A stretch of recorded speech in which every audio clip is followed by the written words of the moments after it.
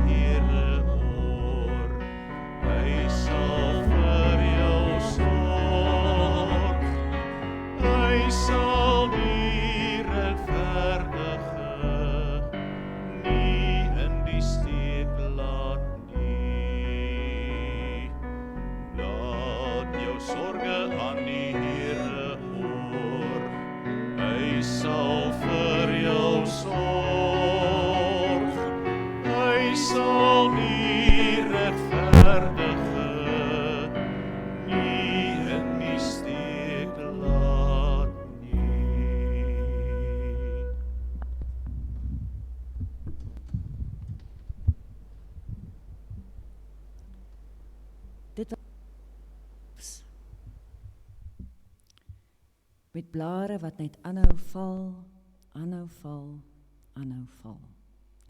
Toe die sekelswaaier 'n draai kom maak het om 'n ma van skoolkinders te kom haal, 4 huise laer af van die straat, het daar 'n dik, krakerige kombers op die sypaadjie gelê en die blare het aanhou val, aanhou val.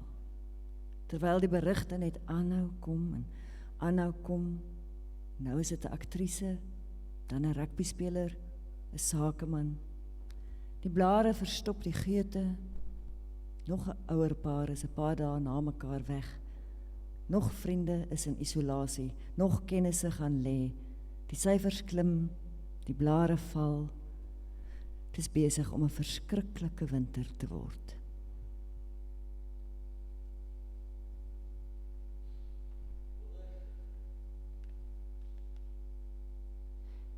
Ek wonder of jy kan identifiseer met die woorde van Niels Jackson wat Lorinda vir ons voorgelees het.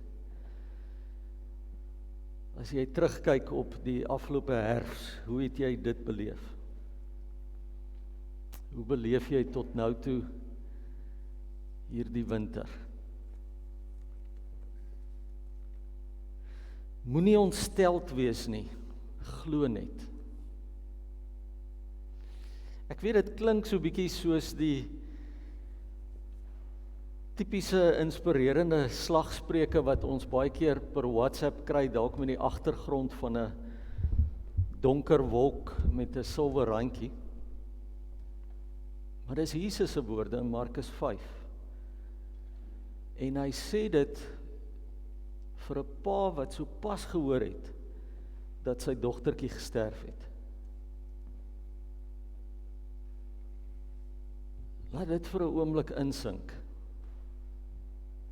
Jesus sê, moenie ontsteld wees nie, glo net. Moenie vashaak by hierdie doodsberig nie, vertrou op my. Toe ek hier teen donderdag die tema vir vanoggend deurgegee het, vir die afkondigings, het ek gedink die tema gaan wees, bring jou nood, en ek het die deel van die tema behou, maar soos ek verder gewerk het met die teks, besef dit is ook, bring jouself, nie net jou nood nie, bring jouself. Kom ons doen dit nou, met die sing van die volgende 2 liedere. Julle kan net so bly sit vir die wat by die huis is. Sing asseblief ook saam.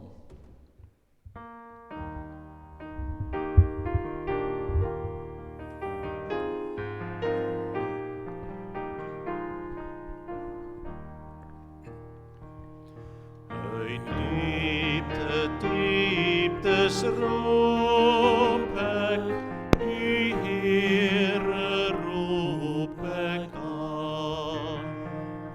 Hier waaraan leed gekluister, ek vrees om te vergaan. Sal U, o God, tog luister, U oor gedraai na my, U wat uit nood en wanhoop, U guns genote lei. Soos wagters na die ooste, die oog verlangen terug.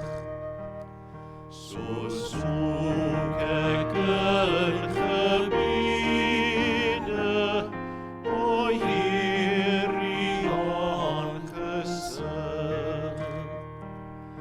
Wag Israel op verlossing, totdat die môre straal. En God na nag en lyding, sy sien op ons laat daal.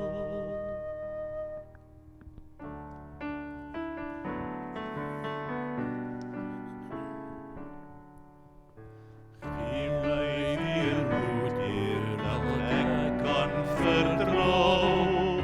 U was 'n kind, hier was U ook benoud. Onder al die wonderwerke is my leeftydsig. Klein in 'n venster, so stof in die lug. Maak my weer lig, Heer, my las is my vrees, om regop te staan, om 'n mens te kan wees. Oral al die wonderwerke styg ons na ons lot. Maak my 'n lig teen die sterreplafon. Bring my tot rus, Heer, by U waterstroom. Laat my daar lê in my bries toekomstroom. Oral in die wonderwerke loop vrede die kind. Lig op die water in die storm en die wind.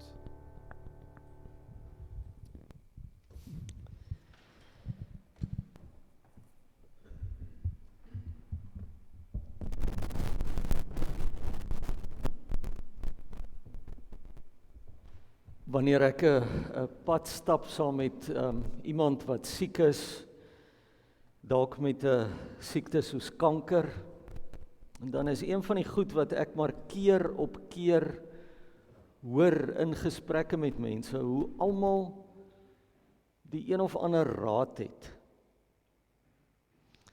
Boererate, kwaksalwery, met die een of ander wondertee of dagga-olie. Want sien, dit het vir my gewerk, so dit moet mos vir jou ook werk. Dit het gewerk vir my buurman of vir 'n kennis van 'n vriend van 'n vriend van 'n vriend. So dit moet mos vir jou ook werk. So 'n knip en plak benadering komende van leuke soos ek, wat niks weet van die siekte of die genesing daarvan nie.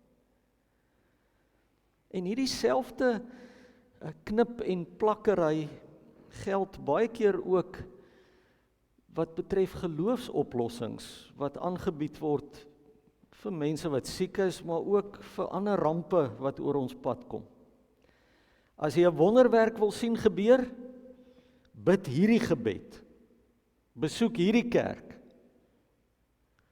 Gaan kuier vir daai pastoor.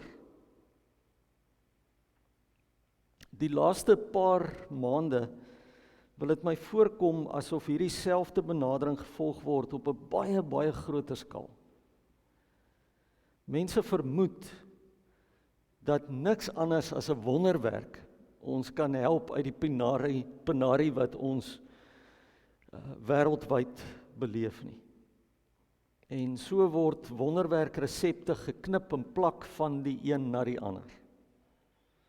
Met dit 'n gedagte het ek die afgelope week die fokusteks in Markus 5 gelees. Ek het Marika Fourie se voorlesing van die teks het ek getrou met 'n video wat ek gekry het van Lumo uitbeelding van die teksgedeelte. Kom ons luister en kyk daarna. Nadat Jesus weer met die boot na die oorkant gevaar het, het 'n groot skare om hom saamgedrom waar hy langs die see was. Een van die leiers van die sinagoge, met die naam Jairus, kom toe daar aan, en toe hy hom sien, val hy voor sy voete neer en smeek hom ernstig. My dogtertjie lê op sterwe, kom lê u hande op haar, sodat sy gesond kan word en leef. Jesus het saam met hom vertrek. 'n groot skare het hom gevolg en teen hom gedruk. Daar was 'n vrou wat al 12 jaar lank aan bloedvloeiing gely het. Sy het erg gely onder baie dokters en sy het al haar besittings daaraan bestee. Sy het egter geen baat daarbey gevind nie. Dit het eerder slegter met haar gegaan. En toe sy van Jesus hoor, het sy in die skare van agter afgekom en aan sy boekleed geraak. Want, het sy gesê, as ek maar net aan sy boekleed kan raak, sal ek gesond word. Die oorsaak van haar bloeding het toe dadelik opgehou en sy het aan haar liggaam gevoel dat sy van haar kwaal genees is. Jesus het onmiddellik agtergekom dat krag uit hom uitgegaan het. Hy het in die skare omgedraai en gevra, wie het aan my boekleed geraak? Maar sy disippels het vir hom gesê, u sien dat die skare van alle kante af teen u druk, en tog vra u, wie het aan my geraak? Hy het om hom bly rondkyk, om die een te sien wat dit gedoen het. Toe die vrou besef wat met haar gebeur het sy bewend van vrees voor hom neergeval en hom die volle waarheid vertel. Hy sê toe vir haar dogter, jou geloof het jou gered. Gaan in vrede en wees genees van jou kwaal. Terwyl hy nog praat, kom daar mense van die leier van die sinagoge se huis af en sê, u dogter het gesterf, waarom val u die leermeester nog lastig? Jesus het egter in die verbygaan gehoor, toe die berig oorgedra word, en sê toe vir die leier van die sinagoge, moenie ontsteld wees nie, glo net. En hy het niemand toegelaat om met hom saam te gaan nie, behalwe Petrus, Jakobus en Johannes, die broer van Jakobus. Toe hulle by die leier van die sinagoge se huis kom, sien hy 'n geroese moes en mense wat huil en erg weeklaag. Hy gaan toe in en vra vir hulle, waarom gaan julle so te kere en huil julle? Die kindjie het nie gesterf nie, maar slaap net. Hulle het hom egter uitgelag, maar nadat hy almal uitgejaag het, het hy die vader van die kindjie, haar moeder en die wat by hom was, saamgeneem en ingegaan na waar die kindjie was. Hy neem toe die kindjie se hand en sê vir haar, Talita, kom. Wat as dit vertaal word beteken, dogtertjie, ek sê vir jou, staan op.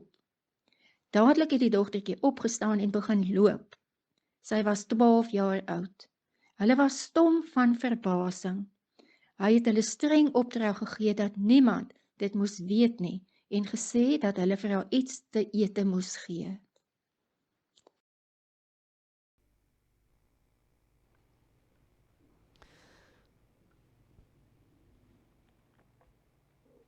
Vir die wat in die kerkgebou is en dalk so 2 of 3 bymekaar is, wil ek vra of julle nie vir 'n oomblik net met mekaar wil deel wat julle opgeval het in dit wat julle gesien het. Dalk was daar een spesifieke iets wat vir jou vreemd was of net by jou vasgehaak het, of dit wat jy gehoor het in die teks. Ook vir die wat tuis bymekaar is as gesinne, ek gaan net so 'n halwe minuut gee wat julle vinnig dalk met mekaar iets daaroor kan deel.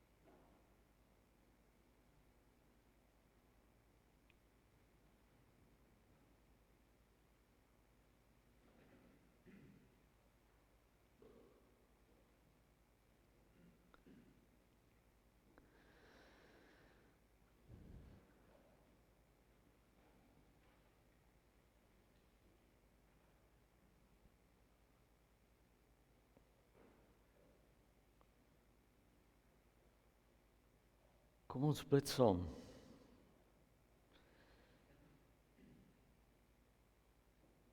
Here, dankie dat ons hier kan wees. Dat ons ook deur tegnologie, selfs al sit ons tuis, u woord kan hoor. Dankie vir die woord wat ons ontvang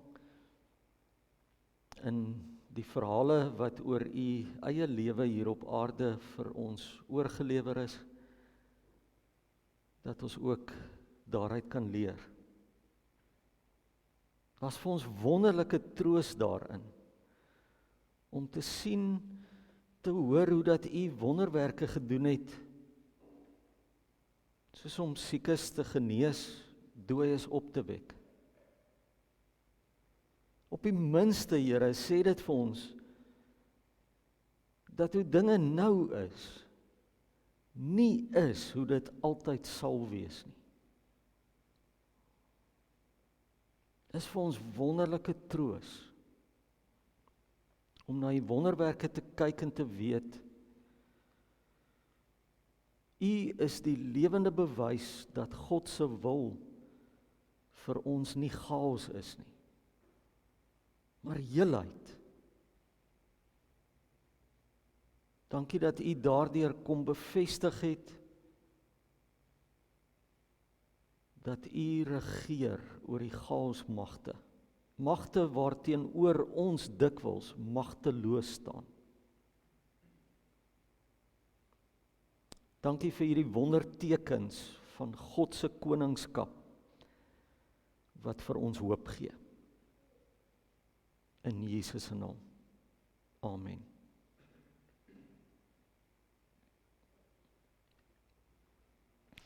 So die wonderwerke van Jesus is in een woord wonderlik. Maar vir my persoonlik is daar ook 'n donker kant aan die lees van hierdie gelykenisse. En dit het daarmee te doen dat ek as ek lees van die wonderwerke een wil hê vir myself. Of ten minste vir mense na my wat ek ken. Dis amper soos wanneer ek iemand anders se draairoom sien eet. Ek wil ook een hê. En ek seker daarvan julle almal sal daarmee kan identifiseer. Ergens iewers is daar iemand wat jy ken wat kan doen met 'n wonderwerk. Here, terwyl jy nou besig is om babatjies uit te deel, ek ken vir so en so wat al baie, baie lank bid. Terwyl jy mense van verslawings verlos, daar's hierdie jong man wat ek ken, wat verlossing nodig het. Terwyl jy siektes genees, Hierdie vriend van my gaan agteruit. Hy het nog kinders op skool. Terwyl die stukkende verhoudings heel maak, ek self sou kon doen met so 'n wonderregmakertjie.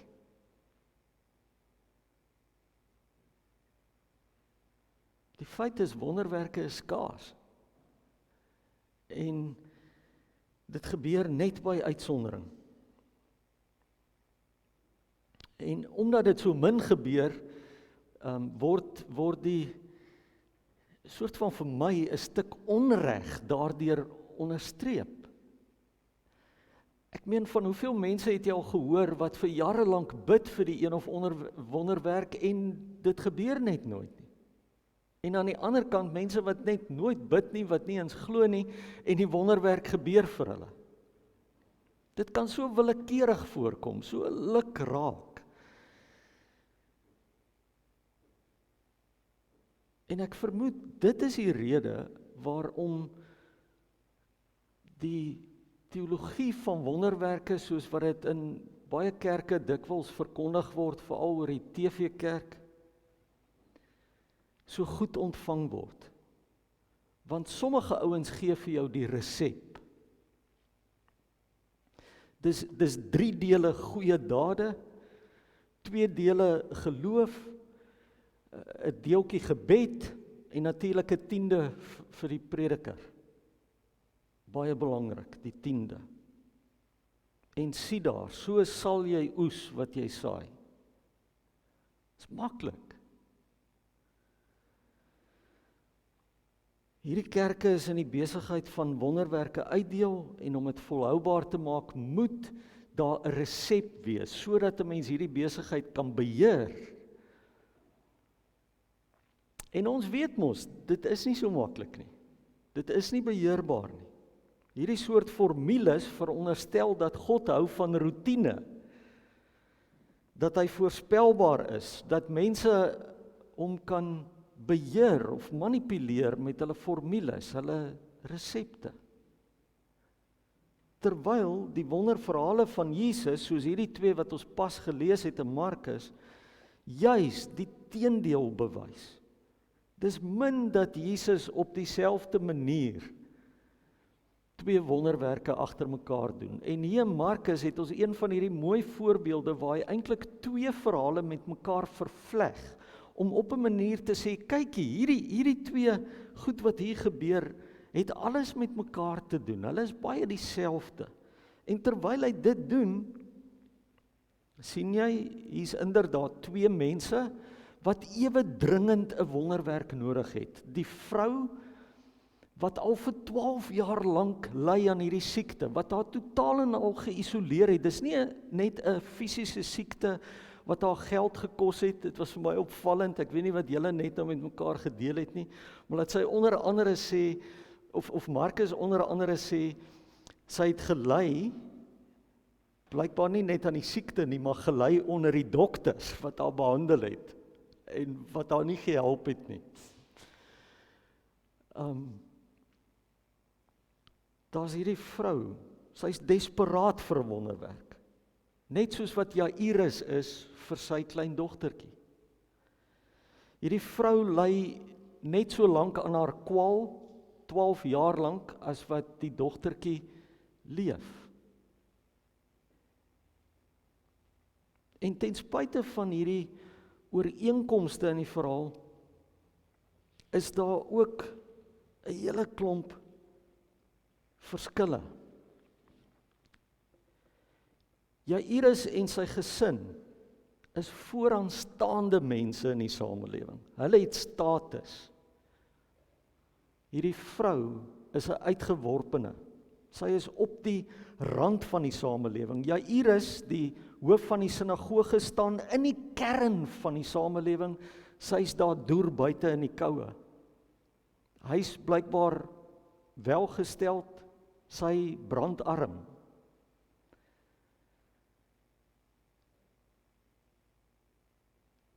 In die een geval is die dogtertjie in nood alreeds bewusteloos. Dis haar pa wat namens haar kom pleit. In die ander geval is die persoon in nood by haar volle bewussyn en sy kom pleit nie. Sy probeer eintlik so half agteraf 'n wonderwerk gaps, sonder dat iemand dit agterkom.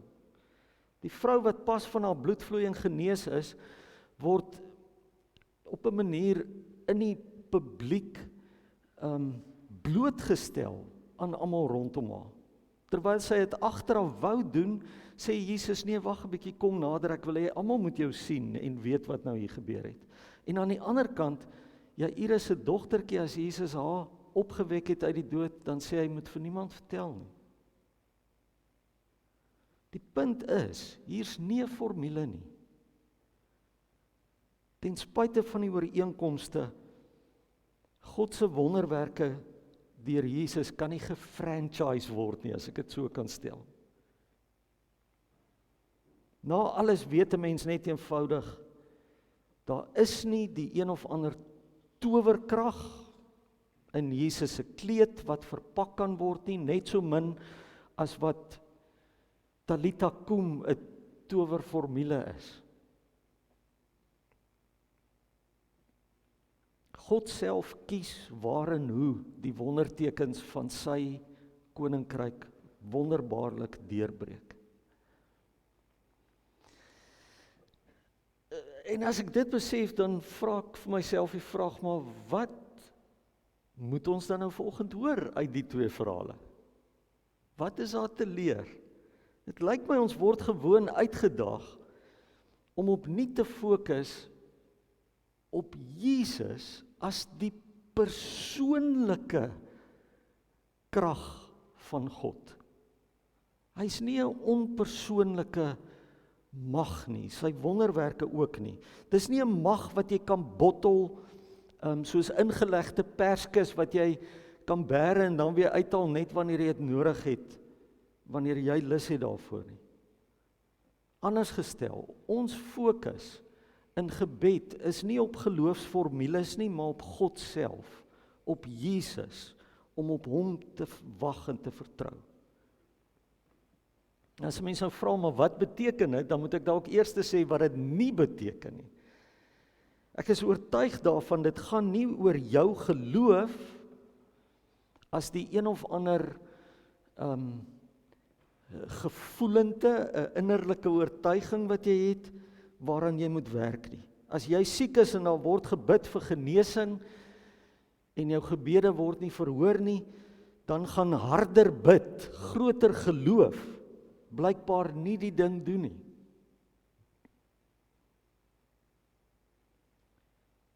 Ons geloof of ons gebede dwing nie wonderwerke van God af nie. God doen wonderwerke. Dit is dalk baie kras gesê, maar om op die krag van ons eie geloof of ons eie gebede te fokus, is eintlik niks anders as toordery nie. Want dan gaan dit oor my. Maar om op God se mag te fokus is om geloof te beoefen. En dis nie net 'n rondspelery met woorde nie, dit is om die verskil te snap tussen aan die een kant die idee dat my lewe in my eie hande is, teenoor die wete, my lewe is in God se hand. Is dit iets wat jy die laaste tyd dalk meer ervaar? Dat jy besef, ons lewens is in God se hand. En daarom vertrou op Jesus, vertrou op God, nie op jou eie geloof. Dis wat die vrou met bloedvloeiing lyk vir my in die eerste plek moes leer. Sy wil bloot van haar siekte genees word. Sy dink haar nood is bloot die genesing van hierdie kwaal. En Jesus leer vir haar, jy het meer nodig as net iets. Genesing. Jesus wys eintlik vir haar, ek is nie soos hierdie snoepie masjien wat jy in die voorportaal van hotelle of hospitale kry, wat jy net 'n 5 of 'n 10 rand hoef in te gooi en die regte kode te druk en die wonderwerk spoeg uit nie. Dit gaan nie oor die wonderwerk nie. Dit gaan oor 'n verhouding met Jesus self en daarom stel Jesus haar bloot. Sy moet geken word. Sy moet haarself laat ken deur Jesus. En dit gaan nie net oor 'n verhouding met hom nie, maar ook oor 'n verhouding met die mense om haar.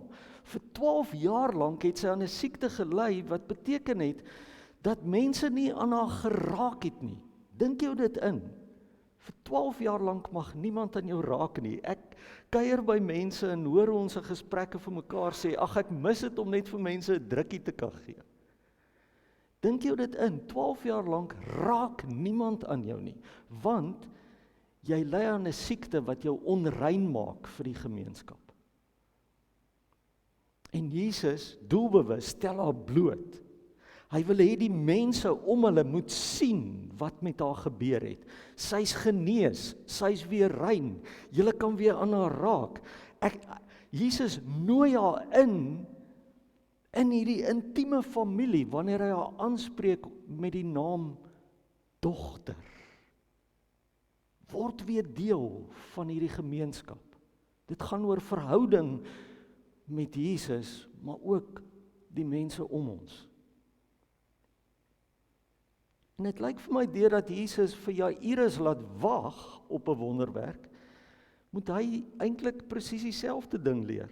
Hy moet leer om te vertrou op Jesus. Moenie ontsteld wees nie, glo net. Nou op die oor af klink dit na 'n geloofsformule, maar onthou dat Jairus nou pas die nuus gekry het, sy dogtertjie is reeds dood. Jairus word uitgedaag om nie te fokus op die uitkoms van dinge, dit wat klaar gebeur het nie, maar sy oë op Jesus te hou. My vermoede is, as Jairus dit in daardie moment gedoen het, as hy inderdaad hom nie laat ontstel het nie, maar net geglo het, sy vertroue in Jesus gestel het, dan sou enigiets hierna kon gebeur. En Jairus sou oukei gewees het daarmee.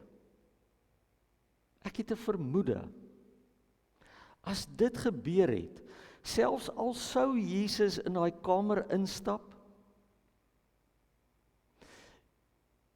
en Jairus se dogtertjie se ooglede oor haar dooie oë toetrek, die laken oor haar kop sit, en sê dis verby.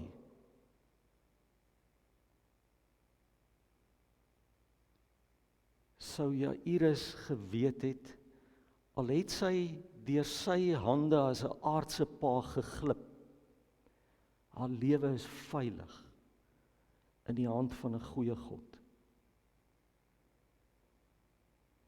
En dan is die wonderwerk dat Jairus begryp het,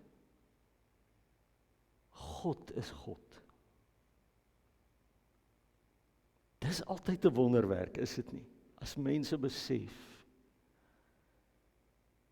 ons is veilig in sy hand. Hy is God. My verwagting vanoggend is nie dat ons moet ophou bid vir wonderwerke nie. Inteendeel, die wêreld het elke liewe wonderwerk nodig wat dit kan kry. So hou aan vra. Bring jou nood. En bring ook jouself. Hoor die wonderwerker. Moenie ontsteld wees nie, glo net. En elke keer as jy 'n wonderwerk beleef, of van een hoor, weet dan opnuut dat dit deurbrake is van God se koninkryk, waaroor jy en ek geen beheer het nie. Vir my help dit om te onthou dat Jesus in die nag wat hy oorgelewer is om gekruisig te word, ook gebid het vir 'n wonderwerk. Onthou julle dit? Vader, ek weet dat by U enige iets moontlik is. Enige iets is moontlik. As dit U wil is, laat hierdie beker by my verbygaan. En toe hy sy oë oopmaak, toe staan die beker.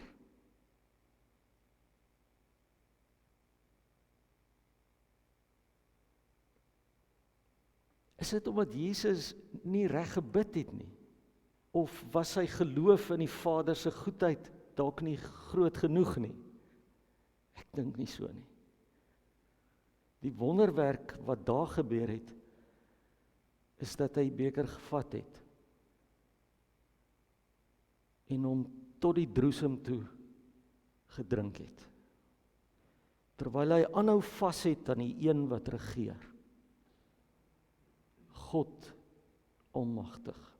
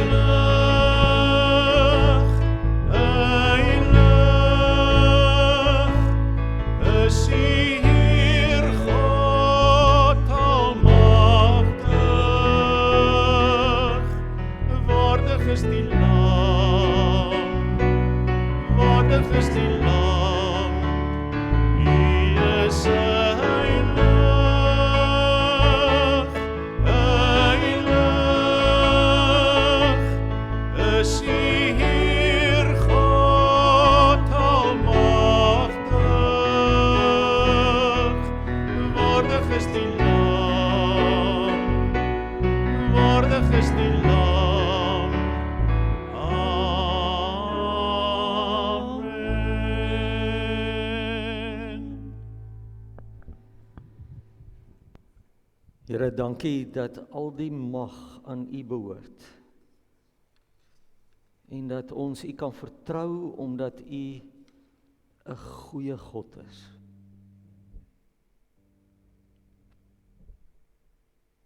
Ons wil wag op U in ons vertroue. Amen.